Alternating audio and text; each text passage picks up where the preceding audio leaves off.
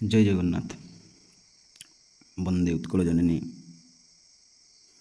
शुभ सकाळ। आज मु प्रथम विभाग प्रथम वर्षर ओडिया वर्षर पिला मानकर जो ओडिया क्लास साहित्य क्लास संपूर्ण भाव में कौन कर ना परिसमाप्ति कर देछि। तेणु आज द्वितीय वर्षर छात्र छात्री मानी उपयोगिता हाँपाई मुझे जो कंपलसरी सब्जेक्ट ओडिया बा एमआईएल क्लास आरंभ करुचे। तेणु सेठारे रहितबा तांकर जो बहीटर नाम हूँ साहित्य ज्योति। यह हूँ द्वादश श्रेणी द्वादश श्रेणी।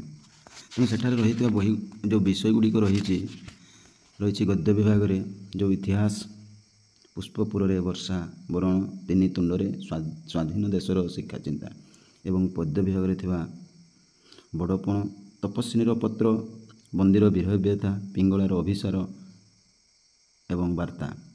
तेणु मु प्रथमे द्वादश श्रेणी छात्र छात्री मानक जणाई दूचे जे मु आरंभ करुँच प्रथमे पद्य विभाग जोटा कि प्रथमे रही बड़पण एवं लेखक रही किए ना राधानाथ राय। तेणु देखंतु जो रही द्वितीय एकक जो रही बड़पण एवं लेखक होती ना राधानाथ राय। तेणु समस्त छात्र छात्री मानक निहाती जणाई दूचे यह हूँ कंपलसरी सब्जेक्ट। ओडिया आर्ट्स पिला भी पढ़ी पारे, साइंस पिला भी पढ़ी पारे और कॉमर्स पिला भी पढ़ी पारे। तेणु जो भिडियोटी आपण मानक उपस्थापन कर निहाती मुझे भावुची तुम मान उपादायक हेब बोली मोर आशा। तेणु चलतु आम जो रही जो द्वितीय एकक पद्य विभागटी जो बड़पण। तेणु प्रथमे आम जाना राधानाथ रायंकर परिचय मु संक्षेप तुम मानक कहीदेवी एवं द्वितीय जनईदेवी राधानाथ रायंकर सृष्टि संभार एवं जो परिशेष में कौन हे ना बड़पणर सारांश मैं आलोचना करदेवी। जहाँफल जदि तुम सारांश टी जापर जो मुझे कविताटी को अध्ययन करी कविता मुझे जो आलोकपात करी तुम्हें मैंने सांगे सांगे बुझीपार बोली मोर आशा। एवं मुझे जो पद्यटी को बुझेबी अति सरल अति सहज भाषा दे बुझे बोली मुझे आशा एवं आपण मैंने बुझीपार बोली मु सबुबले आशा करुचे। एवं जोठी पिला माने बुझी न पारिबो तमे कोन करिवो ना मेसेज द्वारा बा मतामत तमे जणाइबो।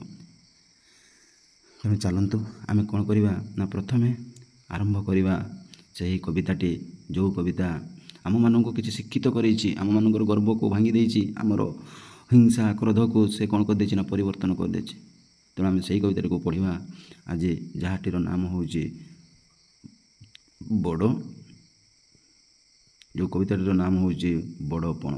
तेणु चलतु पिला माने समस्त मोर छात्र छात्री एवं मोर सांग अभिभावक गुरुजी समस्त को मोर आउ थे प्रणाम करुचे। जय जगन्नाथ। तेणु कविताटर आरंभ करने पूर्व मुझे चिलिका राधानाथ राय खंडे चिलिकार पद्य मु आपण निकट में गाई दूची। सुंदर तृप्तिर अवसाद नहीं जेते देखुथिले नुआ दिशुथाई। ये जो कविता सुंदर तृप्तिर अवसाद नहीं जेते देखुथिले नुआ दिशुथाई एथी of beauty Joy for ever. जो राधानाथ राय लिखिछन्ति चिलिका तांकर खंड काव्य 1901 मसीह जो से प्रकाशित करते 1901 तेणु से जो प्रकाशित करते जो चिलिका खंड काव्य जो सही काव्य जी पढ़ी ना ये राधानाथ राय को जानी ना बोली मु भावी नेबी। तेणु से सही ये ओडिशार भारत वर्षर जो प्रकृति दृश्य को से सुंदर भाव में निखिल देइछन्ति। तेणु चलतु आज तक आउ गोटे कविता जो रही आम द्वादश श्रेणी छात्र छात्री मानक पई जो विषयटी से विषयटी हूँ बड़पण। तो मुझे समस्त पिला कहीदे जे यही जो विषयटी रही समस्त आर्ट्स विभाग हो साइंस विभाग हो एवं कॉमर्स विभाग छात्र छात्री मानक यह उपादायक। तेणु आम आज पढ़ा बड़पण। चलतु देखिए देखो पिला माने बर्तमान कौन होचे ना द्वितीय एकक। प्रथम एकक हूँ गद्य विभाग और द्वितीय एकक हूँ तुम मानकर पद्य विभाग। तेणु ये पद्य विभाग आज प्रथम विषय हूँ रही तुम जो बड़पण। तेणु ये लेख पिला माने तुम प्रथम पद्यटीर नाम हूँ बड़पण एवं लेखक होती लेख ना कविवर राधानाथ राय। कविवर कौन राधानाथ राय। तेणु देख प्रथम मुझे कौन करी ना कविवर राधानाथ राय विषय संक्षेप कहीदेवी और तार सृष्टि संभार କ'ଣ କ'ଣ ସେ ଆଉ ଲେଖିଛନ୍ତି ଏବଂ ତୃତୀୟରେ ମୁଁ ତୁମକୁ ଆଲୋଚନା କରିଦେବି କାହିଁକି ସେ ବଡ଼ପଣ କବିତାକୁ ମନସ୍ତାପ କରିଛନ୍ତି ଲେଖିବାକୁ, କାହିଁକି ସେ ମନ ବଳେଇଲେ ଏଇ ବଡ଼ପଣ କବିତାକୁ। ତେଣୁ ମୁଁ ସୁନ୍ଦର ଭାବରେ ଅତି ସରଳରେ ତୁମମାନଙ୍କୁ ବୁଝେଇଦେବି। ତାପରେ ଆମେ କ'ଣ କରିବା ନା ସମ୍ପୂର୍ଣ୍ଣ ଭାବରେ ପୂର୍ଣ୍ଣ ଭାବରେ କ'ଣ କରିବା ନା କବିତାଟାକୁ ଆମେ ଅଧ୍ୟୟନ କରିବା, ଆଲୋଚନା କରିବା, ତାପରେ ଆମେ ଜାଣିପାରିବା। ଏବଂ ପିଲାମାନଙ୍କୁ ମୁଁ କହିଦେଉଛି ଯେତେବେଳେ ଆମେ କବିତା ଗୁଡ଼ିକୁ ପଢ଼ି ସାରିଲା ପରେ ମୁଁ ଏହାର ସର୍ଟ କ୍ୱେଶ୍ଚନ୍ ଗୁଡ଼ିକୁ ମୁଁ କ'ଣ କରିବି ନା ଆଲୋଚନା କରିଦେବି। ଯେଉଁ ରହିଛି 1 ନମ୍ବର 2 ନମ୍ବର ସଂକ୍ଷିପ୍ତ ପ୍ରଶ୍ନ ଗୁଡ଼ିକୁ ମୁଁ ଆଲୋଚନା କରିଦେବି। ତେଣୁ ଆପଣମାନେ ସାଙ୍ଗେ ସାଙ୍ଗେ ନୋଟ୍ ଡାଉନ୍ କରି ଯେତେବେଳେ ପଢ଼ିବା କାର୍ଯ୍ୟ ଆରମ୍ଭ କରିବେ ସେ ନୋଟ୍ ଡାଉନ୍ ଖାତାକୁ ବାହାର କରି ଲେଖିବେ। ଏବଂ ଆଉ ଯେଉଁ ରହିଗଲା କ୍ୱେଶ୍ଚନ୍ 3, 4, 5, 6 ଏ କ୍ୱେଶ୍ଚନ୍ ଗୁଡ଼ିକୁ ତୁମେ କ'ଣ କରିବ ନା ବଡ଼ ବଡ଼ ଯେହେତୁ ହେବ ତେଣୁ ତୁମେମାନେ ସେଇଟା ଲେଖିବାକୁ ଚେଷ୍ଟା କରିବ। ତେଣୁ ପରୀକ୍ଷା ସମୟରେ ସେଇଟା ନିହାତି ତୁମମାନଙ୍କ ପାଇଁ ଉପାଦେୟକ ବା ନିହାତି ଆପଣଙ୍କୁ ସେ ସାହାଯ୍ୟ କରିବ ବୋଲି ତେଣୁ ଆଶା କରୁଛି।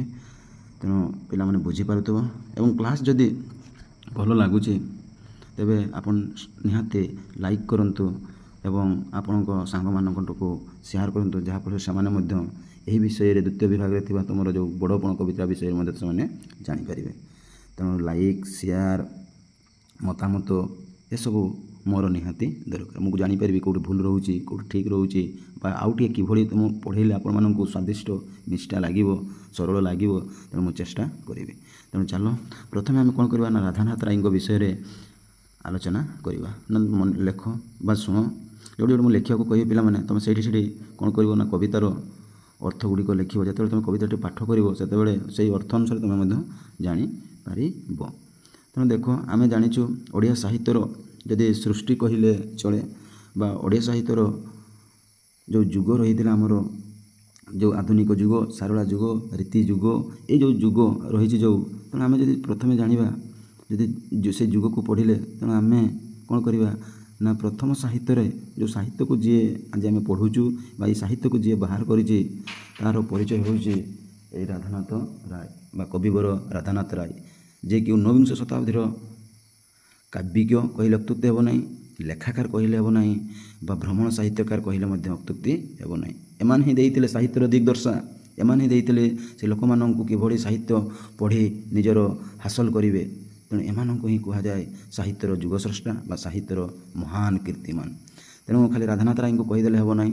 ସେହି ସମୟରେ ଆଉ ଜଣେ ସୁପରିଚିତ, ଘରେ ଘରେ ପରିଚିତ, ଯେଉଁ ତାଙ୍କର 4ଟି ଉପନ୍ୟାସ ଏବଂ 20ଟି ଗଳ୍ପ ପଢ଼ି ଆଜିର ସମାଜ ସେହି ଅନ୍ଧବିଶ୍ୱାସରୁ ଦୂର ହୋଇଛନ୍ତି, ସେ ହେଉଛନ୍ତି କେହି ନୁହେଁ ବ୍ୟାସକବି ଫକୀରମୋହନ।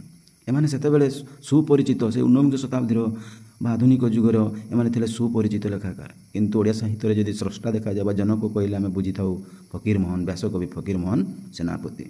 ସେଇ 19ବିଂଶ ଶତାବ୍ଦୀର ମୁଁ କାହିଁକି ଏତେ ଆଲୋଚନା କରିଦେଉଛି ପିଲାମାନେ ନା ବହୁତ ଏଇ 19ବିଂଶ ଶତାବ୍ଦୀରେ ବହୁତ କିଛି ସୃଷ୍ଟି ସମ୍ଭାର ହୋଇଯାଇଥିଲା। ତା'ର ଯେଉଁ ପୃଷ୍ଠଭୂମି ରହିଛି ତୁମେ ଯଦି ସେ ପୃଷ୍ଠଭୂମିକୁ ନ ପଢ଼ିଲେ ଏ ଆଧୁନିକ ସାହିତ୍ୟର କିଛି ମର୍ଯ୍ୟାଦା ତୁମେ ପାଇପାରିବ ନାହିଁ। ତେଣୁ ସେ 19ବିଂଶ ଶତାବ୍ଦୀରେ ବିଭିନ୍ନ ପତ୍ର ପତ୍ରିକା ପ୍ରକାଶ ହେଲା, ମୁଦ୍ରଣ ଯନ୍ତ୍ର ଆବିଷ୍କାର ହେଲା, ନଅଙ୍କ ଦୁର୍ଭିକ୍ଷ ପଡ଼ିଲା, ଛାପାକଳ ପ୍ରତିଷ୍ଠା ହେଲା। ତେଣୁ ଏହିସବୁ ଯେଉଁ ପ୍ରତିଷ୍ଠା ହେବା ଦ୍ୱାରା ଏମାନେ ଯେଉଁ ପତ୍ର ପତ୍ରିକାରେ କ'ଣ କଲେ ବିଭିନ୍ନ ସାହିତ୍ୟ ତାଙ୍କର ଉନ୍ମୋଚନ କଲେ, ବାହାର କଲେ, ଯାହାଫଳରେ ଗରିବ ଶ୍ରେଣୀ ଲୋକଙ୍କ ହେଉ ବା ଯେଉଁଠି ସେମାନେ ଯେଉଁ ସାହିତ୍ୟ ଯେଉଁ ପାଖକୁ ଯିବା କଥା ସେମାନେ ସେହି ସାହିତ୍ୟ ସେ ପାଖକୁ ଗଲା ଏବଂ ଲୋକମାନେ ସାଙ୍ଗେ ସାଙ୍ଗେ କ'ଣ କରିଲେ ନା ସେହି ସାହିତ୍ୟିକ ଗୁଡ଼ିକୁ ପଢ଼ି ଉପନ୍ୟାସ ପଢ଼ନ୍ତୁ, ଗଦ୍ୟ ପଢ଼ନ୍ତୁ, ଗଳ୍ପ ପଢ଼ନ୍ତୁ, କବିତା ପଢ଼ନ୍ତୁ, ଏହିସବୁ ପଢ଼ିକରି ସେମାନେ କ'ଣ କଲେ ନା ଦୁନିଆର ଆଲୋକରେ ପରିଣତ ହୋଇଗଲେ ଏବଂ ଲୋକମାନେ ସାଙ୍ଗେ ସାଙ୍ଗେ କ'ଣ ହୋଇଗଲେ ନା ଶିକ୍ଷିତ ହୋଇଗଲେ। କିଭଳି ଆମେ ଏ ଦେଶର ରକ୍ଷା ପାଇଯିବା ତାହା ଉଚିତ ମନେ କରିଲେ। ତେଣୁ ବିଶେଷ ମୁଁ ଆଉ କିଛି କହୁନାହିଁ। ତେଣୁ ଆମେ ଜାଣିପାରିଲୁ ଯେ ରାଧାନାଥ ରାୟ ହେଉଛନ୍ତି 19ବିଂଶ ଶତାବ୍ଦୀର କବି। ତେଣୁ ସେ କ'ଣ କରିଛନ୍ତି ଯେତେବେଳେ ତାଙ୍କର ସାହିତ୍ୟ ସୃଷ୍ଟି ସମ୍ଭାର କରିଛନ୍ତି ସେ ପାଶ୍ଚାତ୍ୟ ସାହିତ୍ୟକୁ ଅନୁସରଣ ବିଶେଷ କରିଛନ୍ତି ଏବଂ ପାଶ୍ଚାତ୍ୟ ସାହିତ୍ୟକୁ ଅନୁସରଣ କରି ସେ ଆଣିଛନ୍ତି ଆମ ଓଡ଼ିଆ ସାହିତ୍ୟରେ ବିଭିନ୍ନ ରୂପାନ୍ତରିତ କରିଛନ୍ତି ସେ। ତେଣୁ ଆମେ କହିଥାଉ କବିବର ରାଧାନାଥ ରାୟ। କବିବର କାହିଁକି ଆମେ କହିଲୁ, ତେଣୁ ସେ ଯେତେ ସବୁ ସାହିତ୍ୟ ସୃଷ୍ଟି ଲେଖିଛନ୍ତି ଅତି ନିଜର ଭଳି ଲାଗେ, ଯେମିତି ଆମର ବାସ୍ତବ ଜୀବନତା ବା ନିଜର ଜୀବନତା ଉପରେ ଗଢ଼ି ଉଠିଥିବା ସେ ସାହିତ୍ୟ ଲେଖିଛନ୍ତି ଏବଂ ଅନେକ ସାହିତ୍ୟ ଲେଖିଥିବାରୁ ତାକୁ ଉପାଧି ବା ସମ୍ମାନ ସହିତରେ ଆମେ କହିଥାଉ କବିବର ରାଧାନାଥ ରାୟ। ତେଣୁ ଯେହେତୁ କବିବର ରାଧାନାଥ ରାୟ ତେଣୁ ତା'ର ଦେଖ ମୁଁ କହିଦେଉଛି ସେ କ'ଣ କ'ଣ ଲେଖିଥିଲେ ନା ସେ କେବେ ଜନ୍ମ ହୋଇଥିଲେ ଦେଖ 1848 ମସିହାରେ ସେ ଜନ୍ମଗ୍ରହଣ କରିଥିଲେ। ତେଣୁ ଏଇଟା ପିଲାମାନେ ଟିକେ ଲେଖିଥାଉ କେଉଁଠି ଜନ୍ମଗ୍ରହଣ କରିଥିଲେ ନା ବାଲେଶ୍ୱର ଜିଲ୍ଲା, ଆମେ ଏଇଟା ଜାଣିଛୁ ବାଲେଶ୍ୱର ଜିଲ୍ଲାରେ ସେ କ'ଣ କରିଥିଲେ ନା ଜନ୍ମଗ୍ରହଣ କରିଥିଲେ। ଏଇଟା ଲେଖ ବାଲେଶ୍ୱର ଜିଲ୍ଲା କେଦାରପୁର ରହିଛି ଯେଉଁ ଗ୍ରାମ, ସେ କେଦାରପୁର ଗ୍ରାମରେ ସେ ଜନ୍ମଗ୍ରହଣ କରିଥିଲେ।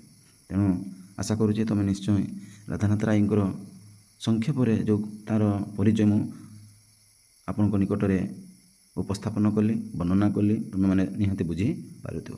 ଏବଂ ଦେଖ ପିଲାମାନେ, ତାପରେ ତାଙ୍କର ଯେଉଁ ରହିଛି ସୃଷ୍ଟି ସମ୍ଭାର, ଯେହେତୁ ସେମାନେ ସାହିତ୍ୟର ସ୍ରଷ୍ଟା କହିଲେ ଅତ୍ୟୁକ୍ତି ହେବ ନାହିଁ, ବା ସାହିତ୍ୟର ସେମାନେ ନବସ୍ରଷ୍ଟା କହିଲେ ମଧ୍ୟ ଅତ୍ୟୁକ୍ତି ହେବ ନାହିଁ, ବା ସାହିତ୍ୟ ସ୍ରଷ୍ଟା ତାଙ୍କୁ ଗନ୍ତାଘର କହିଲେ ମଧ୍ୟ ଆମେ ଅତ୍ୟୁକ୍ତି ହେବ ନାହିଁ।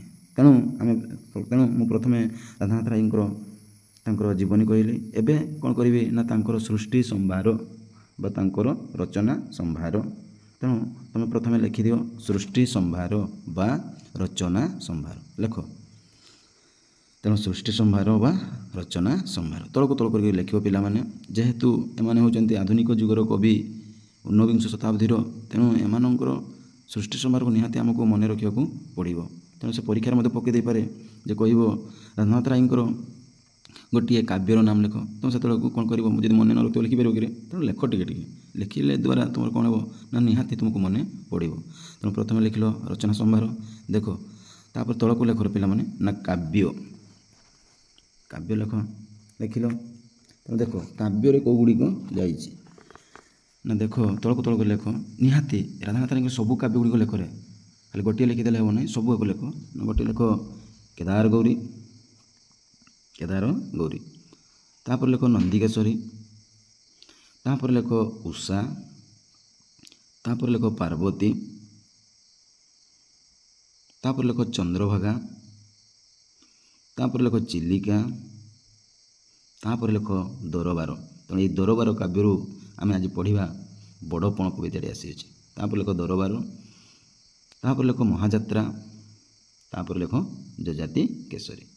ତେଣୁ ଏଗୁଡ଼ିକ ହେଉଛି ତା'ର କାବ୍ୟ, ଏ ପାଶ୍ଚାତ୍ୟ ସାହିତ୍ୟର କାବ୍ୟ। ଏଗୁଡ଼ିକୁ ସେ ପଢ଼ିକରି ଆଣିକରି କ'ଣ କରିଛନ୍ତି ନା ଆମ ପାଖରେ ସେ ଉପସ୍ଥାପନ କରିଛନ୍ତି। ଆଜି ଯେଉଁ ଆମେ ପଢ଼ିବା ବଡ଼ପଣ କବିତାଟା କେଉଁଠୁ ଆସିଅଛି? ଏହି ଦରବାର କାବ୍ୟରୁ ଆସିଅଛି। ବୁଝୁଛି କି? ତେଣୁ ଏଠି ଜାଣିଲ। ଏବେ ଲେଖ ପିଲାମାନେ ତୁମର ଲେଖ ଗଦ୍ୟ। କ'ଣ କ'ଣ ସେ ଗଦ୍ୟ ଲେଖିଛନ୍ତି ନା ଗୋଟିଏ ଲେଖ ଇତାଲୀୟ ଯୁବା ଏବଂ ବିବେକୀ।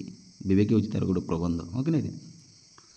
ବିବେକୀ ଏବଂ ଓଡ଼ିଆ ସାହିତ୍ୟର ପ୍ରବନ୍ଧ, ପ୍ରଥମ ପ୍ରବନ୍ଧର ନାମ କ'ଣ? କ'ଣଟେ? ବିବେକୀ। ବିବେକୀ ବୋଲି କହିଥାଉ। ତେଣୁ ଗଦ୍ୟ କାବ୍ୟ ସବୁ ଲେଖିଥିଲ। ଏବେ ଦେଖ ଆଉ କ'ଣ ସେ ଲେଖିଛନ୍ତି ନା ତେଣୁ ଆଉ କ'ଣ ଲେଖିଛନ୍ତି ନା ସେ ବିଭିନ୍ନ କବିତା, ଅନୁଦିତ ରଚନା, ସଂସ୍କୃତ ରଚନା, ବଙ୍ଗଳା ରଚନା ଇତ୍ୟାଦି ମଧ୍ୟ କରିଛନ୍ତି। ଏତଦ୍ ବ୍ୟତୀତ ବା ଏହି କାବ୍ୟ କବିତା ବ୍ୟତୀତ ସେ ବିଭିନ୍ନ କବିତାର ଅନୁଦିତ ରଚନା, ସଂସ୍କୃତ ରଚନାର ସେ ହେଉଛି ଜଣେ ମହାନ ସ୍ରଷ୍ଟା। ତେଣୁ ତାକୁ କୁହାଯାଏ ଏହି ରାଧାନାଥ ରାୟ ହେଉଛି ଆଧୁନିକ କାବ୍ୟ ସାହିତ୍ୟର ପଥୀକୃତ ସ୍ରଷ୍ଟା। ଏବଂ ସେ ପାଶ୍ଚାତ୍ୟ ଓ ଭାରତୀୟ ସାହିତ୍ୟ ଉଭୟଙ୍କର ଅଧ୍ୟୟନ କରି ବା ଅନୁଶୀଳନ କରି କାବ୍ୟ କବିତାର ପ୍ରତିଫଳିତ କରିଥିଲେ, କାବ୍ୟ ପ୍ରତିଭାର ପ୍ରତିଫଳିତ କରିଥିଲେ। ତେଣୁ ଏତିକି। ତେଣୁ ଯେଉଁ ତାକୁ ମଧ୍ୟ ଆଉ ମଧ୍ୟ କ'ଣ କହିପାରିବା ନା ଏହି ରାଧାନାଥ ରାୟଙ୍କୁ, କବି ରାଧାନାଥ ରାୟଙ୍କୁ ବି କହିପାରିବ ବା ମହାକବି, ବା ତାକୁ ମହାକବି ବା ଓଡ଼ିଶା ମାଟିର ଜଣେ ସୁଯୋଗ୍ୟ ସନ୍ତାନ କହିଲେ ମଧ୍ୟ ହେବ। ଏବଂ ପଞ୍ଚଦଶ ଶତାବ୍ଦୀରେ ଯେଉଁ ସାରଳା ଦାସ, ଯେ ମହାକବି, ମାଟିର କବି ଶୂଦ୍ରମୁନି ସାରଳା ଦାସ, ତାଙ୍କର ମହାଭାରତ ଯେତେବେଳେ ରଚନା କଲେ ବା ମହାଭାରତ ଯେତେବେଳେ ରଚନା କଲେ ବା ବିଲଙ୍କା ରାମାୟଣ ରଚନା କଲେ, ଯାହା ନାହିଁ ଭାରତେ ତାହା ନାହିଁ ଭାରତେ, ଯେଉଁ ମହାଭାରତଟା ରଚନା କଲେ, ସେହିଟି ଏହି ଭାରତବର୍ଷରେ କ'ଣ ବା ନ ରହିଛି, ବା ନିୟମ ନ ରହିଛି, ବା ଚାଲିଚଳଣି ନ ରହିଛି, ବା ଭୂମିର ମାପ ନ ରହିଛି, ବା ଅନ୍ୟ ମାନେ ସମସ୍ତଙ୍କର ବା କାହାର ନାଁ ନ ରହିଛି। ତେଣୁ ଏହି ମହାଭାରତ ଯେଉଁ ପଢ଼ିକରି, ଏଇ ଯେଉଁ ରାଧାନାଥର ପଢ଼ିକରି ସେ ମଧ୍ୟ କ'ଣ କରିଛନ୍ତି ନା ଆମ ରାଧାନାଥ ରାୟ ଏ ଭାରତବର୍ଷର, ଏ ଓଡ଼ିଶାର ମାଟି, ପାଣି, ପବନ, ଅରଣ୍ୟ, ନଦୀ, ସମୁଦ୍ର, ତୀର୍ଥସ୍ଥାନ ଏଗୁଡ଼ିକୁ ସେ କ'ଣ କରିବେ ତାଙ୍କ କାବ୍ୟ କବିତାରେ ଉପସ୍ଥାପନ କରିଛନ୍ତି ବା ଚିତ୍ରିତ କରିଛନ୍ତି ବା ବୈଚିତ୍ର୍ୟ ଦେଇଛନ୍ତି। ତେଣୁ ଆଉ ବିଶେଷ କିଛି କହୁନାହିଁ। ଆମେ ଜାଣିସାରିଲୁ ଯେ ରାଧାନାଥଙ୍କ ସମ୍ପର୍କରେ, ତାଙ୍କର ଜୀବନରେ ଏବଂ କବି ଜୀବନରେ, ଆଉ ସେମାନେ ସେ କ'ଣ ଲେଖି ଯାଇଛନ୍ତି ତାହା ଆମେ ଜାଣିପାରିଲୁ। ଆଶା କରୁଛି ତୁମେମାନେ ଜାଣିଥିବ କାବ୍ୟ କବିତା ଏବଂ ଲେଖିଛନ୍ତି ଏବଂ ଆଉ କ'ଣ କରିଛନ୍ତି ନା ସିଏ ଲେଖି ଯାଇଛନ୍ତି। ତେଣୁ ଆଉ କିଛି ମୁଁ ବିଶେଷ ଆଲୋଚନା କରୁନାହିଁ। ଏବେ ଆମେ ଚାଲ ଯିବା ନା ତାଙ୍କର ଯେଉଁ ବିଷୟ ରହିଛି, ଆଜି ଯେଉଁ ବିଷୟଟି ହେଉଛି ବଡ଼ପଣ। ତେଣୁ ତୁମେ ନିହାତି ବୁଝିପାରିଥିବ। ତାଙ୍କୁ ସଂକ୍ଷେପରେ କହିଦେଲେ ଜୀବନୀ, ସଂକ୍ଷେପରେ କହିଦେଲେ ସୃଷ୍ଟି ସମ୍ଭାର ରଚନା। ଏବେ ତାଙ୍କର ଯେଉଁ ହେଉଛି ଆମ ଲାଷ୍ଟ ଯେଉଁ ରହିଛି ଟିକେ ଆମେ ସାରାଂଶ ବୁଝିଯିବା, ତାପରେ ଆମେ କ'ଣ କରିବା ନା କବିତାଟିକୁ ଆରମ୍ଭ କରିବା। ନା ଦେଖ ସେମାନେ କାହିଁକି ସେ ଆଜି ମନ ବଳେଇଲେ, ସେ କାହିଁକି ଆଜି ତାଙ୍କ ମନରେ ଜାଗୃତ ହେଲା ନା ଏଇ ବଡ଼ପଣ କବିତାକୁ ଲେଖିବାକୁ। ତେଣୁ ପ୍ରଥମେ ପିଲାମାନେ ଆମେ ଯେଉଁ ବିଷୟଟି ରହିଥାଏ, ପ୍ରଥମେ ଯେଉଁ ବିଷୟ ରହୁଛି ବା ଯେଉଁ ଶବ୍ଦଟି ରହୁଛି, ଯେ କବିତାର ଯେଉଁ ଶବ୍ଦଟି ରହୁଛି, ତୁମେ ଆଗରେ ସେଇ ଶବ୍ଦଟିକୁ ବୁଝିବାକୁ ଚେଷ୍ଟା କରିବ, ହେଲେ ତୁମେ କ'ଣ କରିପାରିବ ନା ଲେଖିପାରିବ। ବୁଝୁଛି ନି? ବଡ଼ପଣ ଅର୍ଥାତ୍ ଆମେ କ'ଣ ବୁଝିଥାଉ ନା ଯାହା ପାଖରେ ଧନ ଦୌଲତ ରହିଥାଏ ତାକୁ ଆମେ ବଡ଼ପଣ କହିଥାଉ। ଯାହା ପାଖରେ ମୋଟର ଗାଡ଼ି ରହିଥିବ ତାକୁ ଦୌଲତ ବା ତାକୁ କହିଥାଉ ବଡ଼ପଣ। ଯାହାର ଧନ ସମ୍ପତ୍ତି ବିଲ ବାଡ଼ି ଯେତେ ସବୁ ରହିଥିବ ତାକୁ ଆମେ କ'ଣ କହିଥାଉ ନା ବଡ଼ପଣ କହିଥାଉ। କିଏ ଗର୍ବ ଅହଙ୍କାର ହିଂସା କ୍ରୋଧରେ ମଧ୍ୟ କ'ଣ ହେଇଥାଏ ନା ବଡ଼ପଣ ହେଇଥାଏ, ହଁ କି ନାହିଁ? ତେଣୁ ଏଇଠି ରାଧାନାଥ ରାୟ କ'ଣ କହିଥିଲେ, ବଡ଼ପଣ କହିଲେ ଅର୍ଥାତ୍ ଯେଉଁମାନଙ୍କ ଉପରେ ଆମେ ବିଶେଷ ଜାଣିଥାଉ କ୍ରୂର ବାଚ ଅକ୍ରୁ କଥା କହିବା, କ୍ରୁ କଥା କହିବା, ଲୋକଙ୍କୁ ବାଧିଲା ଭଳିଆ କଥା କହିବା, ଲୋକଙ୍କ ପାଖରେ ଗର୍ବ ଭଳି କଥା କହିବା। ତେଣୁ ଏଇଠି ରାଧାନାଥ ରାୟ କ'ଣ କରିଥିଲେ ନା ସେ ଦେଖିଥିଲେ ଯେଉଁଠି ସେଇ କଟକର ଦରବାରରେ ସେ ବା କ'ଣ ହେଇଥିଲା ନା ଦିନେ ସେଇ କଟକ ଦରବାରରେ ଦିନେ କ'ଣ ହେଇଥିଲା ନା ଗୋଟିଏ ମାନେ ପୁରସ୍କାର ଦେବାର ବ୍ୟବସ୍ଥା ରହିଥିଲା।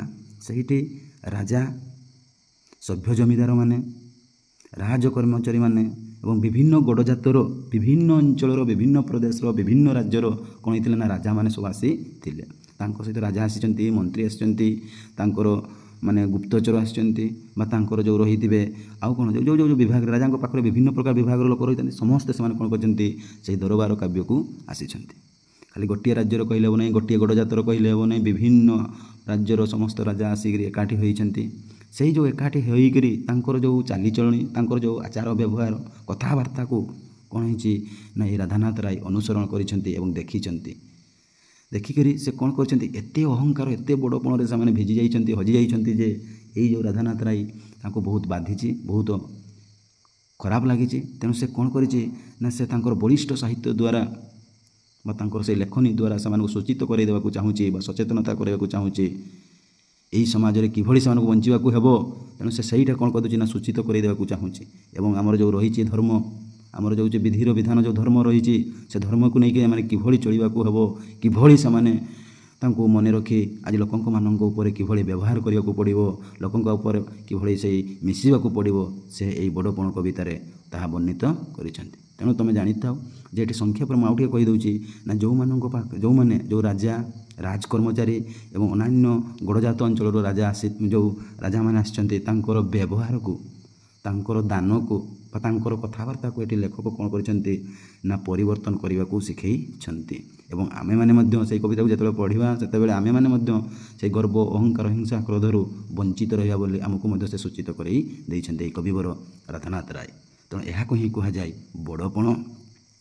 ଏବଂ କାହିଁକି ଆମେ ବଡ଼ପଣରେ ଆଜି ହଜିଯିବା, କାହିଁକି ଆମେ ଆଜି ଲୋକମାନଙ୍କ ପାଖରେ ବଡ଼ପଣିଆ ଭଳିଆ କଥା କରିବା, ବ୍ୟବହାର କରିବା। ତେଣୁ ସେଇଟାକୁ ଆମେ ପରିବର୍ତ୍ତନ କରି ଆମେ କିଭଳି ଲୋକଙ୍କମାନଙ୍କ ସହିତ ମିଳାମିଶା କରିବା, ଓଡ଼ିଶାମାନଙ୍କ ସହିତ ମିଳାମିଶା କରିବା, କିଭଳି ଏହି ଦେଶ ଉନ୍ନତି ହେବ, ସେଥିପାଇଁ ସେ ଚେଷ୍ଟା କରିଛି।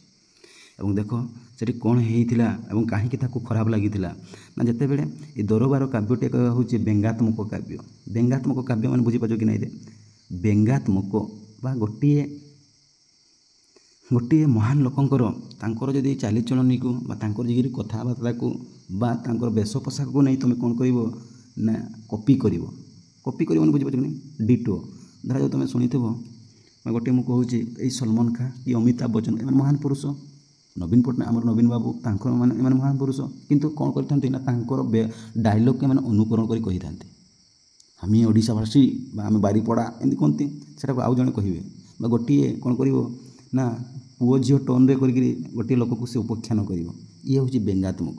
ତେଣୁ ସେ ଏଇ ଯେଉଁ ଦରବାର କାବ୍ୟଟି ହେଉଛି ଗୋଟିଏ ବ୍ୟଙ୍ଗାତ୍ମକ।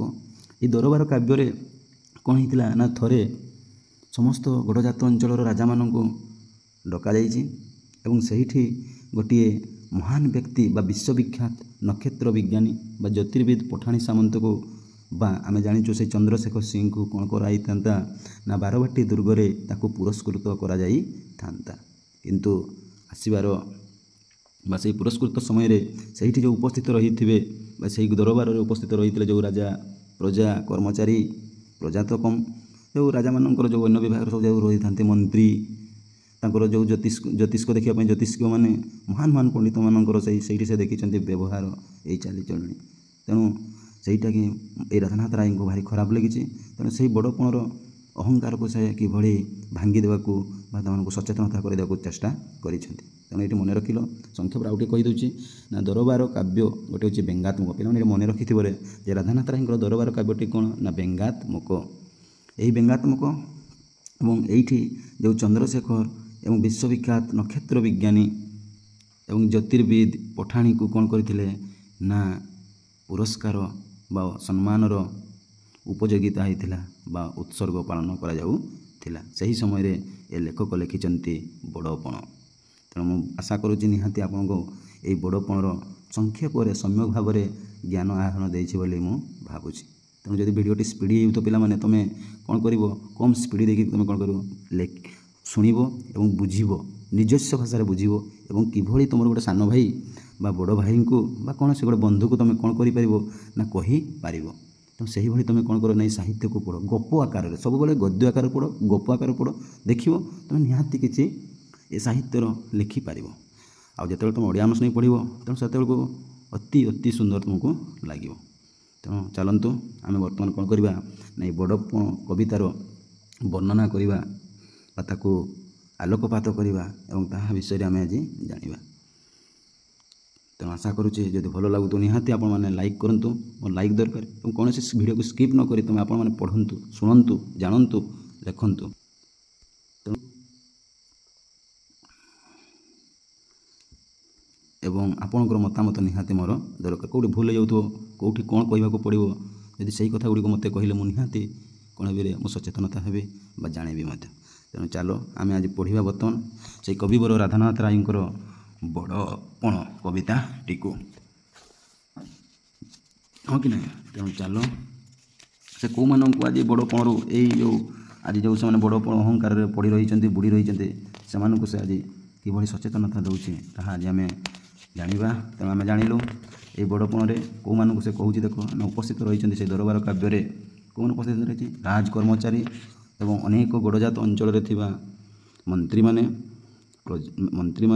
ଏବଂ ମହାପଣ୍ଡିତମାନେ ଆଜି ଉପସ୍ଥିତ ରହିଛନ୍ତି ସେହି ଦରବାର କାବ୍ୟରେ। ତେଣୁ ଦେଖ ଆରମ୍ଭ କରୁଛେ କବିତାଟିକୁ। ଟିକେ ପିଲାମାନେ ଉପରେ ରହିଛି, ତେଣୁ ଦେଖନ୍ତୁ ଏବଂ ତୁମେମାନେ ଯେଉଁଠି ମୁଁ ଯେଉଁ ଶବ୍ଦ ଗୁଡ଼ିକ ତୁମେ ଜାଣିପାରିବ ନାହିଁ ବା ଯେଉଁ ଶବ୍ଦ ଗୁଡ଼ିକ ମୁଁ କହିବିରେ ପିଲାମାନେ ତୁମେ କ'ଣ କରିବ ନା ଟିକେ ଟିକେ ଲେଖିଦେବ। ନା ଦେଖ ଯେଉଁ ବିଷୟଟି ହେଲା କ'ଣରେ ବଡ଼ପଣ, ଏଇଟା କେଉଁଠୁ ଆସିଲା ଆମେ ଜାଣିଲୁ ଦରବାର କାବ୍ୟରୁ।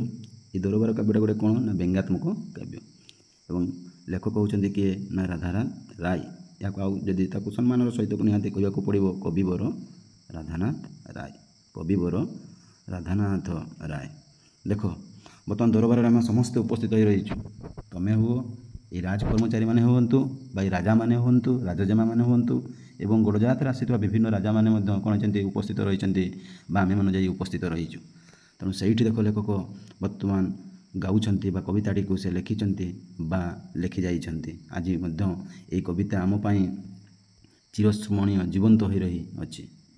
ଦେଖ ସେ କହୁଛି କ'ଣ, ତେଣୁ ତୁମମାନଙ୍କ ମଧ୍ୟରେ ଗୋଟିଏ ଆଜି ଭାବ ଆସି ଭାବିନିଅ ଆଜି ହେଉଛି ମୁଁ ବଡ଼ପଣରେ ଅନ୍ଧ ହୋଇକି ପଡ଼ି ରହିଅଛି। ତେଣୁ ଦେଖ ସେ କହୁଛି ମନେ ନାହିଁ ତୁମ୍ଭେ କାହାର ସନ୍ତାନ, କେଶରୀ ଔରସେ ତୁମ୍ଭେ ସିନା ଶ୍ୱାନ। ହଁ ହଁ ହଁ, ମନେ ନାହିଁ ତୁମ୍ଭେ କାହାର ସନ୍ତାନ। ଆଜି ତୁମେ କାହାର ସନ୍ତାନ ହେଇଛ, କାହାର ପିଲା ହେଇଛ। ଆଜି ତୁମେ କାହାର ପିଲା, କାହାର ସନ୍ତାନ, କିନ୍ତୁ ତୁମକୁ କ'ଣ ହେଉଛି ତୁମର ସେଇଟା ମନେ ପଡ଼ୁ ନାହିଁ। ମନେ ନାହିଁ ତୁମ୍ଭେ କାହାର ସନ୍ତାନ। ତେଣୁ ଯେଉଁ ଉପସ୍ଥିତ ରହିଛନ୍ତି ସବୁ ରାଜ ପରିବାର ମାନେ, ରାଜାମାନେ, ତେଣୁ ସେମାନଙ୍କୁ ସେ କହୁଛି ଆଜି ତୁମର ମନେ ପଡ଼ୁନାହିଁ, ତୁମେ ଆଜି ମନେ କରୁନାହୁଁ କାହାର ସନ୍ତାନ ବୋଲି, କାହାର ପିଲା ବୋଲି, କାହାର ରାଜପୁତ୍ର ବୋଲି। ଆଜି ତୁମେ ଯେଉଁ ଜନ୍ମ ହେଇଛ, କେଉଁଠି ଜନ୍ମ ହେଇଛ ନା କେଶରୀ ଔରସେ, କେଶରୀ ବଂଶରେ ତୁମେ ଜନ୍ମ ହେଇଥିଲ। ସେ ରାଜା ଯଜାତି କେଶରୀ, ଲଲାଟେନ୍ଦୁ କେଶରୀ, ସୂର୍ଯ୍ୟବଂଶ କେଶରୀ, ଗଙ୍ଗବଂଶ କେଶରୀ, ତୁମେ ସବୁ କ'ଣ ହେଇଥିଲ ନା କେଶରୀ ବଂଶରେ ତୁମେ ଆଜି ଜନ୍ମ ହେଇଥିଲ। ହେଲେ ତୁମ୍ଭେ ସିନା ଶ୍ୱାନ, ତୁମେ କ'ଣ ହେଇଯାଇଛ ଆଜି କୁକୁର ଭଳି। ଶ୍ୱାନର ଅର୍ଥ କ'ଣ ଲେଖ, ଏଠି ଶ୍ୱାନର ଅର୍ଥ ଅର୍ଥାତ୍ ହେଉଛି କୁକୁର। କେଶରୀ ଅର୍ଥାତ୍ ହେଉଛି ସୂର୍ଯ୍ୟବଂଶ, ବିଭିନ୍ନ ବଂଶମାନଙ୍କର ନାମ ଏଠି ରହିଛନ୍ତି, ବଂଶମାନଙ୍କର ନାମ କେଶରୀ। ଏବଂ ଯେଉଁ ରହିଲା ଔରସେ ଅର୍ଥାତ୍ ହେଉଛି ତାଙ୍କର କୂଳରେ ବା ବଂଶରେ ତୁମେ ଆଜି କ'ଣ ହେଇଛ ନା ଜନ୍ମ ହୋଇ ମଧ୍ୟ ଆଜି କୁକୁର ଭଳି ତୁମେ କ'ଣ କରୁଛ ବ୍ୟବହାର କରୁଛ। ବୁଝିପାରିଲ। ତୁମେ ଆଉ ଥରେ ସଂକ୍ଷେପରେ କହିଦେଉଛି ଦେଖ, आज तुम आज जो दरबार आज बसी रही तुम्हें कहार संतान कहार पुओ बा कौ राजांकर पुओ आज तुम सहीटा मन हो ना ता सहित तुम्हें क्यों वंशर क्यों केशरी कूलर तुम जन्म होच ताहा आज तुम कौन हो ना जापारना कहीं तुम मन पाखे आज बड़पण अहंकार सब पड़ रही है तेणु आज जो अहंकार तुम एमती बुड़ी रही जहाँफल तुम आज श्वान सीन श्वान कही कुकुर भली तुम आज कौन कर व्यवहार करुच देख नेक्स्ट लाइन को ना कौन कहूँ पूर्व पुरुषर प्रतिष्ठा विशाल बिकी भांगी खाऊथिबो केते काल सही राजा मानंकु सही अहंकारी मानंकु सही गर्व मानंकु सही मंत्री मानंकु से कही होउची कौन देख पूर्व पुरुष अर्थात पूर्व पुरुषर राजा माने बा आम मानकर जो बापा माने बा आम वंश मानकर जो पूर्व पीढ़ी मानंकु से कही दउची जे पूर्व पुरुषर प्रतिष्ठा विशाल तेणु पूर्व पुरुषर बा आमर जो चली जाइछन्ति आज अमर यात्रा होती जो राजा माने थिले तांकर विशाल थिला राजप्रसाद ये राजप्रसाद विशाल तो बुझेब तेणु राज विशाल आज प्रतिष्ठा केते बड़ थिला हाँ कि नहीं रे बहुत बड़ विशाल आकार रही थिला किंतु तुम आज कौन करुच से गुड़िक तेणु लेखक कही किंतु तुम कौन करुच से पूर्व पुरुषर राजप्रसाद विशाल को आज तुम कौन कर दौच ना तुम आज बिकी भांगी खाऊच बिकी भांगी खाऊथिबो केते काल अर्थात तुम आज कौन करुच ना बिकी करी राजप्रसाद को हजई करी क्या कौन कर दौच त्याग करी आज तुम खाई दौच ये जो खाई दौच भांगी दौच ये केते काल पर्यंत करे केते काल पर्यंत कह बोली राधानाथ राय कहूँ क्या मानक कहीदे से अहंकारी मान भाव को सही उच्च पदवी मानक सही बड़पण मानक जो मैंने दरबार उपस्थित रही आम्भे मैंने उपस्थित रहीचु ता सहित राजा मंत्री एवं अन्य गड़जात अंचल राजा मानक खाली राजा मानक कहले हे नहीं आमे माने समाज रे आज कौन कहूँ राधानाथ नाय जो मैंने उच्च पदवी रही जो मान अहंकार क्रोधर जो मैंने आज पड़ रही से आज से यही कविता मर्मरे से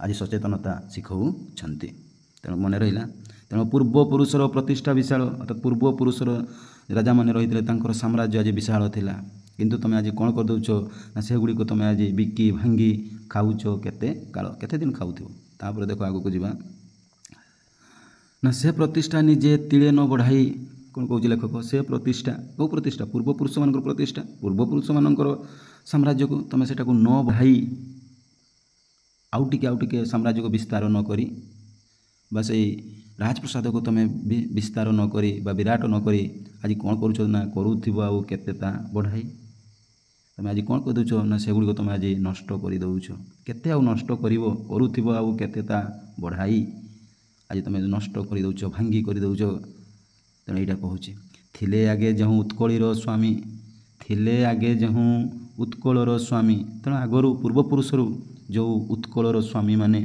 थिले हाँ कि स्वामी मैंने क्या बुझे आमर पूर्वपुरुष राजा मान बुझे तेणु जो मैंने आगरू थिले तेणु थिले आगे जहूँ उत्कलर स्वामी से ही मैंने कौन होते रे बन्ही शिखा परी सदा ऊर्ध्वगामी सबु बेले निआ गोटे कौन होता है ना ऊपर को ही जली थाए तुम देखी पे मैंने हाँ कि नहीं जिते बड़े दीप बा मोहम्मती जाली देख तार शिखाटी सब बेले ऊर्ध्वगामी ऊपर को ही ठीक सरल आकार बही जाए ठीक से ही पड़ी राजा ये उत्कलर स्वामी मैंने जो पूर्वपुरुषर उत्कलर स्वामी मैंने से कौन होते ना ऊर्ध्वगामी होते पे ये क्वेश्चन अच्छे मन रखा पड़ो जो उत्कलर स्वामी मैंने बा पूर्वपुरुष राजा मैंने से किभली रही ना ऊर्ध्वगामी उपरगामी होते बन्ही शिखा परी बुझिपार नहीं बन्ही शिक्षा परी तापर देखो आग को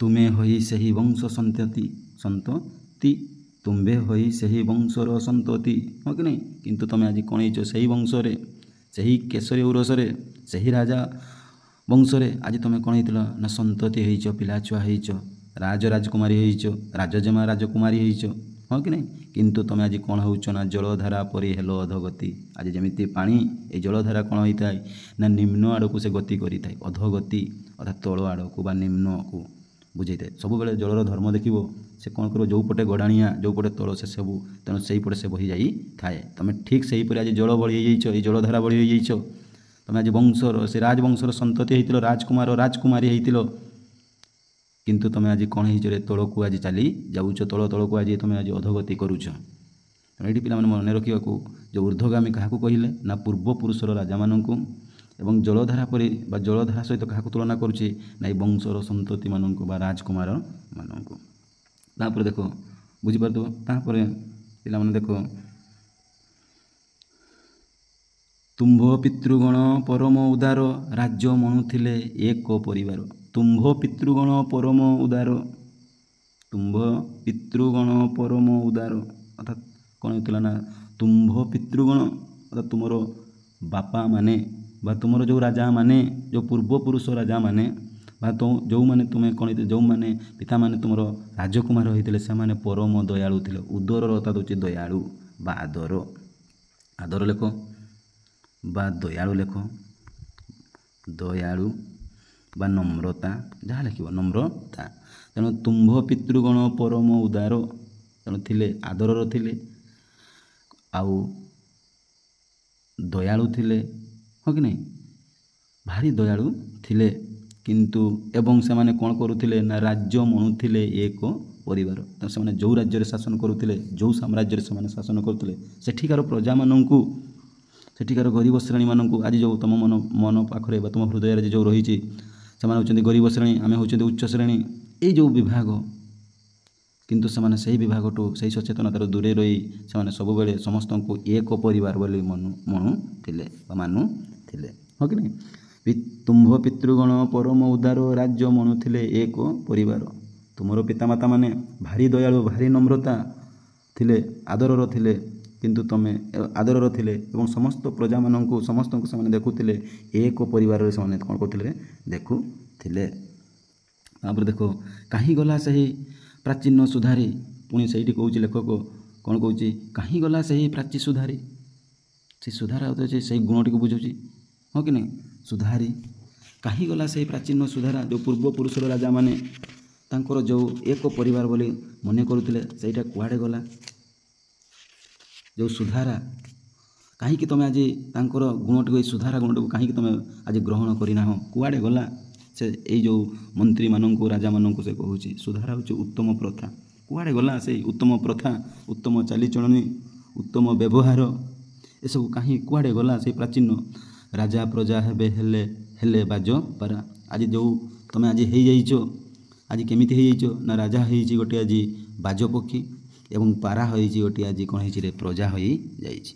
ତେଣୁ ତୁମେ ଦେଖିଥିବ ଯେତେବେଳେ ବାଜପକ୍ଷୀ କ'ଣ କରେ ନା ତାହାର ଆହାର ପାଇଁ ଆକାଶ ମାର୍ଗରେ ରହିକରି ସେ କ'ଣ କରିଥାଏ ନା ପୃଥିବୀ ପୃଷ୍ଠରେ ଥିବା ପାରାକୁ ସେ କ'ଣ କରିଥାଏ, ଆକ୍ରମଣ କରିଥାଏ ବା ତାକୁ କ'ଣ କରିଥାଏ ବା ନେଇକରି ଠିକ୍ ଯେମିତି ପଳେଇ ଯାଇଥାଏ ତାର ଆହାର ପାଇଁ। ଠିକ୍ ସେହିପରି ଆଜି ଏହି ସମାଜରେ ପ୍ରଜାମାନଙ୍କର ତାଙ୍କର ଧନ ସମ୍ପତ୍ତିକୁ, ଧନ ଲୌରତକୁ, ଧନ ଯାବତୀୟ କ'ଣ ହେଉଛି ତାଙ୍କର ଅର୍ଥକୁ ତୁମେ କ'ଣ କରିଦେଇଥାଉ ନା ଅପହରଣ କରି ନେଇଥାଉ, ତାଙ୍କଠୁ ଲୁଣ୍ଠନ କରି ନେଇଥାଉ, କର୍କଶ କଥା କହି ତାଙ୍କଠୁ ଲୁଣ୍ଠନ କରିଥାଉ, ବିଭିନ୍ନ ନିର୍ଯାତନା କରିକି ତୁମେ ତାଙ୍କର ସମସ୍ତ ଧନ ସମ୍ପତ୍ତିକୁ ତୁମେ କ'ଣ କରିଥାଉ, ନେଇ ପଳେଇ ଯାଇଥାଉ, ତେଣୁ ନେଇଯାଇଥାଉ। ତେଣୁ ସେଇଟା ସେ କହୁଛି ଲେଖକ, ଆଜି ସୂଚିତ କରିଦେଉଛନ୍ତି ଯେ ରାଜା ଆଉ ପ୍ରଜା ଆଜି ହୋଇଯାଇଛନ୍ତି କ'ଣ ନା ବାଜ ଆଉ ପାରା ପକ୍ଷୀ ଭଳି। ତେଣୁ ରାଜା ପ୍ରଜା ଏବେ ହେଲେ ବାଜ ପାରା।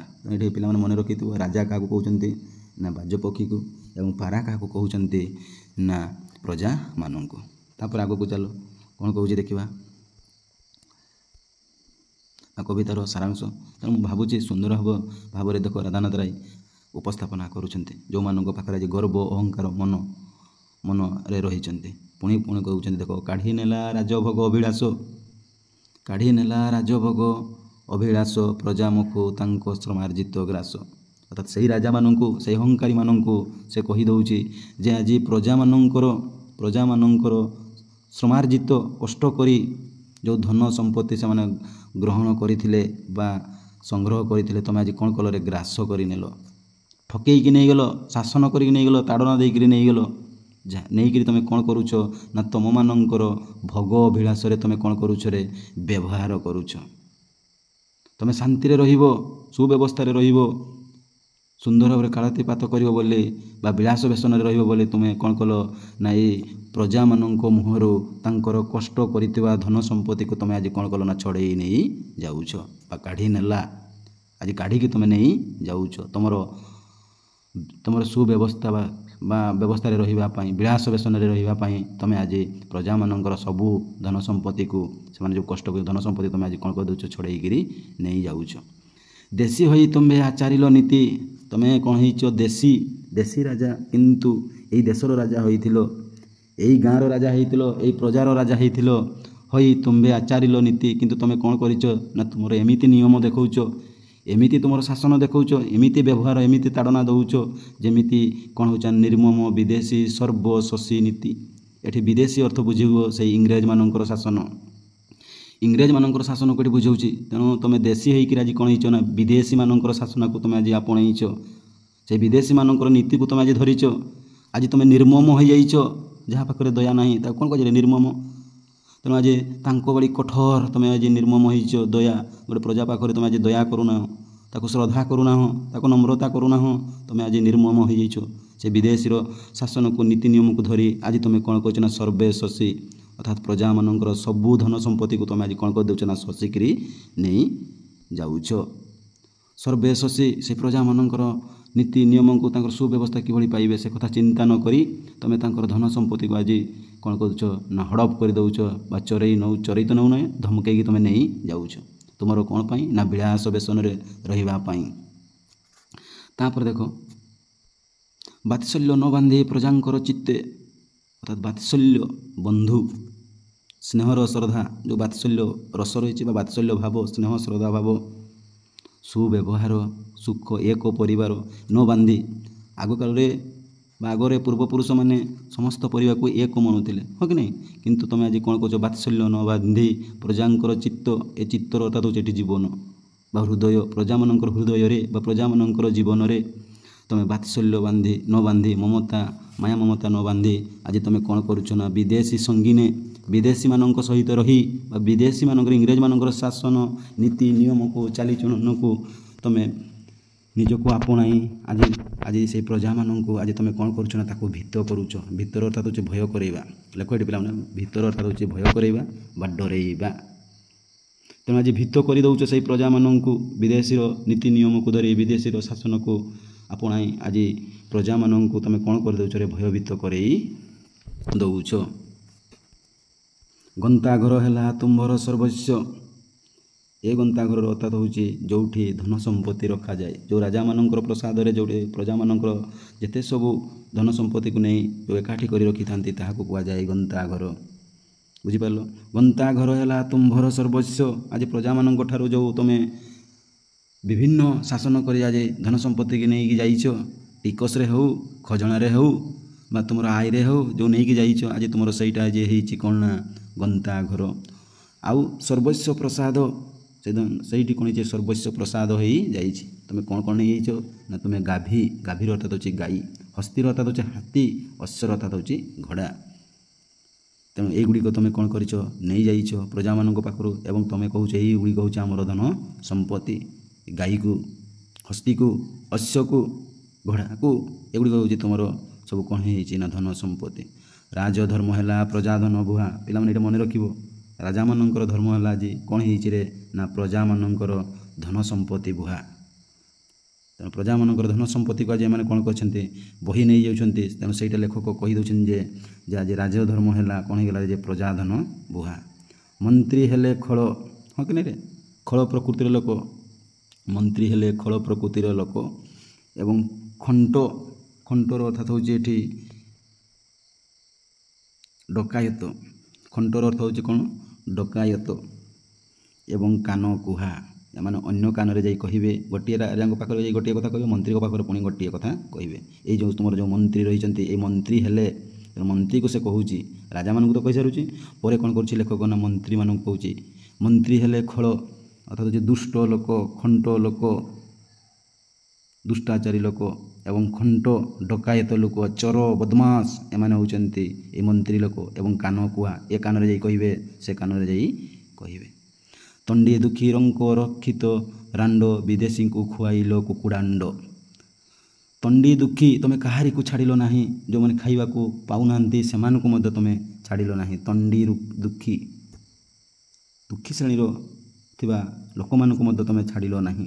ରଙ୍କ, ଯାହା ପାଖରେ କିଛି ଧନ ସମ୍ପତ୍ତି ନାହିଁ ତାକୁ ମଧ୍ୟ ତୁମେ ଛାଡ଼ିଲ ନାହିଁ। ଅରକ୍ଷିତ, ଅର୍ଥାତ୍ ଯେଉଁମାନେ ରହିବା ପାଇଁ ମଧ୍ୟ ଘରଦ୍ୱାର ନାହିଁ ସେମାନଙ୍କୁ ମଧ୍ୟ ତୁମେ କ'ଣ କଲ ନା ଶାସନ କଲ, ବିଦେଶୀର ଶାସନ କରିକିରି ତୁମେ ତାଙ୍କର ଧନ ସମ୍ପତ୍ତିକୁ ଲୁଣ୍ଠନ କରିଦେଲ। ପୁଣି ରାଣ୍ଡ, ଯେଉଁମାନଙ୍କର ସ୍ୱାମୀ ନାହାନ୍ତି ସେମାନଙ୍କୁ ରାଣ୍ଡ କୁହାଯାଏ। ତେଣୁ ସେମାନଙ୍କୁ ମଧ୍ୟ ତୁମେ କ'ଣ କଲ ନା ଛାଡ଼ିଲ ନାହିଁ। ତାଙ୍କୁ ବିଭିନ୍ନ ପ୍ରକାର ଯନ୍ତ୍ରଣା ଶାସନ ଦେଇ ଶୋଷଣ କରି ନିର୍ଯାତନା ଦେଇ ତାଙ୍କର ଯେତେ ସବୁ ଧନ ସମ୍ପତ୍ତିକୁ ଆଣିକରି ତୁମେ କ'ଣ କଲ ନା ଏଇ ବିଦେଶୀମାନଙ୍କୁ ଅର୍ଥାତ୍ ଏଇ ଇଂରେଜମାନଙ୍କୁ ତୁମେ ଖୁଆଇଲ କୁକୁଡ଼ାର ଅଣ୍ଡା ତୁମେ ଆଜି କ'ଣ କଲ ନା ଖୁଆଇଲ। ତେଣୁ ଦେଖ ଏଇଠି ରାଧାନାଥ ରାୟ ସୁନ୍ଦର ଭାବରେ ଯେଉଁମାନଙ୍କ ପାଖରେ ବଡ଼ପଣ, ଯେଉଁମାନଙ୍କ ପାଖରେ ଅହଙ୍କାର ଆଜି ଭରି ରହିଛି ସେମାନଙ୍କୁ କିଭଳି ସଚେତନତା ଦେଉଛି। ତା ସହିତ ଆମ୍ଭେମାନେ ମଧ୍ୟ କ'ଣ କରିବାରେ ସଚେତନତା ପାଇବା ଦରକାର। ତାପରେ ଦେଖ ଆଗକୁ କ'ଣ କହିଛି ଲେଖକ। ଭାବୁଛି କ୍ଲାସ୍ଟି ଲମ୍ବା ହୋଇଗଲାଣି ପିଲାମାନେ, କିନ୍ତୁ ଦେଖିବା କେତେ ଯାଇଛି କୁକୁଡ଼ା ଅଣ୍ଡା। ତେଣୁ ଭାବୁଛି କ୍ଲାସ୍ଟି ଲମ୍ବା ହୋଇଗଲାଣି, ତେଣୁ ଏତିକି ରଖୁଛି ଏବଂ ଆଉ ଯେଉଁ ରହିଗଲା ତେଣୁ ପୂର୍ବ କ୍ଲାସ୍ରେ ଭିଡ଼ିଓଟିକୁ ଆମେ ଆଲୋଚନା କରିବା। ତେଣୁ ପିଲାମାନେ ମୁଁ ଯେଉଁଠି କହିଲି ଶବ୍ଦର ଅର୍ଥ ତୁମେ ଲେଖ ଏବଂ ନିଜେ ମଧ୍ୟ ପଢ଼ ଏବଂ ନିଜସ୍ୱ ଭାଷାରେ ପଢ଼ିକି ନିଜସ୍ୱ ଭାବରେ ତୁମେ ବୁଝ, ଯାହାଫଳରେ ତୁମକୁ ନିହାତି ଏହି ବଡ଼ କବିତାକୁ ନିହାତି କ'ଣ ହେବ ନା ଭଲ ଲାଗିବ ବା ଆନନ୍ଦିତ ଲାଗିବ। ଯଦି ଭଲ ଲାଗୁଛି ତେଣୁ ମୁଁ ଆଉଥରେ କହୁଛି, ଯଦି ଭଲ ଲାଗୁଛି କବିତାଟି ବା କ୍ଲାସ୍ଟି ତୁମେ ନିହାତି ଲାଇକ୍ କର, ସବସ୍କ୍ରାଇବ୍ କର ଏବଂ ଅନେକ ତୁମର ବନ୍ଧୁ ବା ସାଙ୍ଗମାନଙ୍କୁ ପଠାଇ ଦିଅ, ଯାହାଫଳରେ ସେମାନେ ମଧ୍ୟ ଏହି ଭିଡ଼ିଓଟିକୁ ଦେଖି ତାଙ୍କର ନିହାତି ଚିର ଉପକୃତ ହେବେ ବୋଲି ମୋର ଆଶା। ଏବଂ ତୁମେମାନେ ଯଦି ଚିର ଉପକୃତ ହେଲ ସେଇଟା ହିଁ ମୋର କୃତଜ୍ଞତା। ରହୁଛି, ଧନ୍ୟବାଦ। ଜୟ ଜଗନ୍ନାଥ। ବନ୍ଦେ ଉତ୍କଳ ଜନନୀ। ଏବଂ ପରବର୍ତ୍ତୀରେ ଏହାର ଯେଉଁ ରହିଗଲା ତେଣୁ ଚେଷ୍ଟା କରି ନିହାତି ସାରିଦେବି ବୋଲି ଆଶା। ତେଣୁ ପିଲାମାନେ ବିନା ସ୍କିପ୍ କରି ଭିଡ଼ିଓଟିକୁ ନିହାତି ଦେଖନ୍ତୁ, ଥରେ ଦେଖିଦିଅନ୍ତୁ, ଯଦି ନ ବୁଝିପାରିଲେ ଆଉ ଥରେ ଦେଖନ୍ତୁ, ନିହାତି ମୁଁ ଭାବୁଛି ବୁଝିପାରିବେ। ତେଣୁ ଥରେ ଦେଖନ୍ତୁ, ଯଦି ନହେଲା ଆଉ ଥରେ ଦେଖିକିରି ମୁଁ ଭାବୁଛି ନିହାତି ତୁମେ ବୁଝିପାରିବ ବୋଲି। ରହୁଛି, ଜୟ ଜଗନ୍ନାଥ।